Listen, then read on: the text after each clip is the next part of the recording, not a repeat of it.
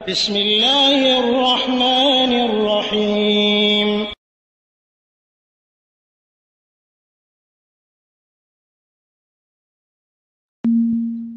ওয়ালাইকুম আসসালাম ওয়া রাহমাতুল্লাহি ওয়া বারাকাতুহু। যে কুয়েত থেকে তারেক ভাই জানতে চেয়েছিলেন যে এক হাদিসের উদ্ধৃতি দিয়েছেন যে কোনো ব্যক্তি যদি আজান দেয় বা মুয়াজ্জিন, তার আজান জিন এবং ইনসান পৃথিবীতে যারা শুনে কিয়ামতের দিন তার জন্য সাক্ষী হয়ে যাবে। তো আসলে পারমানেন্ট মুয়াজ্জিন নাকি একবার দুইবার দিলেও সে এটার সওয়াবের অধিকারী হবে? যে সম্মানিত ভাই, যেটি হাদিস আবু সাঈদ খুদরি থেকে হাদিসটি বর্ণিত।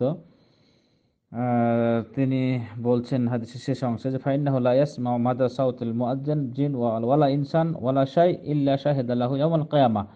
যে মুয়াজ্জিনের আজান জিন এবং ইনসান যারা শুনবে এবং আরো কিছু, তাহলে কিয়ামতের দিন তার জন্য সাক্ষী হয়ে যাবে। আবু সাঈদ বলছেন, আমি হাদিসটি রাসূলের কাছ থেকে শুনেছি।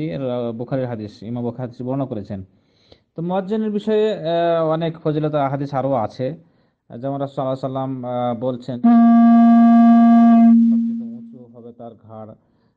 তো এদিক থেকে সব দিক থেকে মুয়াজ্জিনের আরো বহুত ফজিলত হাদিস বলা হয়েছে।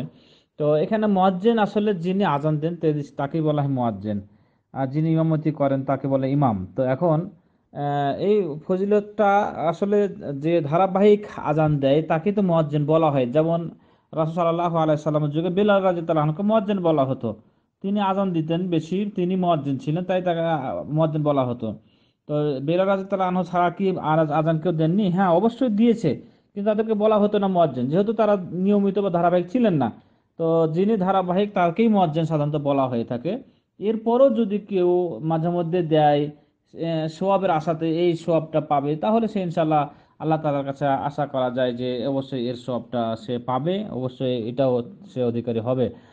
এক হাদিস ইবনে উমর থেকে হাদিসটি বর্ণিত যে রাসূল সাল্লাল্লাহু আলাইহি সাল্লাম বলছেন, যে ব্যক্তি মান আযানা সিনতা আশারা সানা ওয়াজাবাত লাহুল জান্নাহ, যে ব্যক্তি 12টি বছর 12 বছর আজান দিল, তার জন্য জান্নাত ওয়াজিব হয়ে গেল। এভাবে বলা হয়েছে, এবং তার আজানের কারণে কি করে দেওয়া হবে, ফিকুল্লি ইয়াউমিন সিত্তুন হাসানা, 60টি করে নেকি লিখে দেওয়া হবে আজানের ফলে। ওয়ালে কুল্লে ইকামা সালাসুন হাসানা, আর প্রত্যেক ইকামতের জন্য 30টি করে নেকি লিখে দেওয়া হবে। এটা ইবনে মাজাহ বর্ণনা করেছেন হাদিসটি। ইমাম আলবানী এবং মুনজিরি সহিহ বলেছেন হাদিসটি, সহিহ তারগিবে হাদিসটি নিয়ে আসা হয়েছে। আল্লাহু আলাম। তো এইভাবে বলা হয়ে থাকে যে যারা নিয়মিত আযান দেন তাদেরকে মুয়াজ্জিন বলা হয়ে থাকে। এরপরও যারা মাঝে মধ্যে দিবেন সেই সওয়াবের আশাতে যদি দেয়, ইনশাআল্লাহ আল্লাহ তাআলার কাছে আশা করা যে সেই সওয়াব ইনশাআল্লাহ মিলবে। জাযাকাল্লাহ।